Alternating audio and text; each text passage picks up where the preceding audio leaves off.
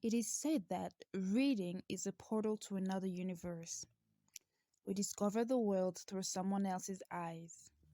On this series, we dive into the world of women and their allies. We discover the feminine through the lens of truth. She has always been strong. She has always been powerful. She. SHE. On this episode, we will visit the first chapter of a Clarissa Pinkola Estes writing. The book is called Women Who Run with the Wolves. I am Madam Ella, and this is Chapter She.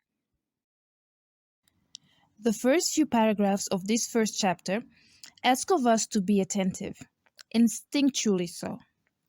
It speaks of understanding the stories as though we are inside each of them. Ancient physiologists have claimed that the ear was meant to hear at three levels. The first was to hear the mundane conversations, the second captured learning and art, and the third was, I quote, so the soul itself might hear guidance and gain knowledge while here on earth. Quite a fable, right? Yet, it is the best guidance as to how to approach this book. It is a collection of stories, and throughout the pages, you will find metaphors and imageries. The author speaks in figurative language, but most importantly, the author shows deep reverence for the spiritual. In the preface, we discover the author's love for the wild woman archetype. And beyond the fiction and the stories, the author's life and career revolve around psychoanalysis, or what she calls psychoarchaeology. In this book, we will go through interpretations of stories and her own psychological commentaries. The title of the book comes from her direct study of wildlife biology, wolves in particular. She says wolves and women share psychic characteristics, and that traditional psychology is often silent about these deeper issues important to women: the archetypal, the intuitive, the sexual, and the cyclical. She says wolves and women have both been targets of quest for taming. In fact, the book's very first sentence is wildlife and the wild woman are both endangered species. The memory of our wild nature lingers behind neglect, outlawed by the surrounding culture, or no longer understood anymore. When I first read the title of the book, I thought it was about adapting in a patriarchal world, as I too have had to unlearn the societal conditioning that portrays women as soft and men as strong. After I read and closed the book, I can summarize its essence in this one line: throw me to the wolves, and I will return leading the pack, for I too am a wild woman.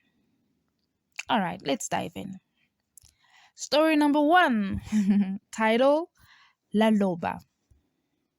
In her travels to uncover the feminine, she came across a story about a woman who was a wolf who was a woman. Stay with me on this, it will make sense.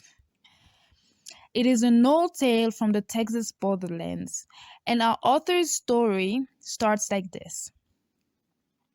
There is an old woman who lives in a hidden place that everyone knows in their souls, but few have ever seen. The author describes the old woman as being a lot more wolf like than human, with very little quote unquote mainstream beauty. Mm. And there is always a sense of doom wherever we might see her. La Loba. It means wild woman. Her other names are Bone Woman or the Gatherer.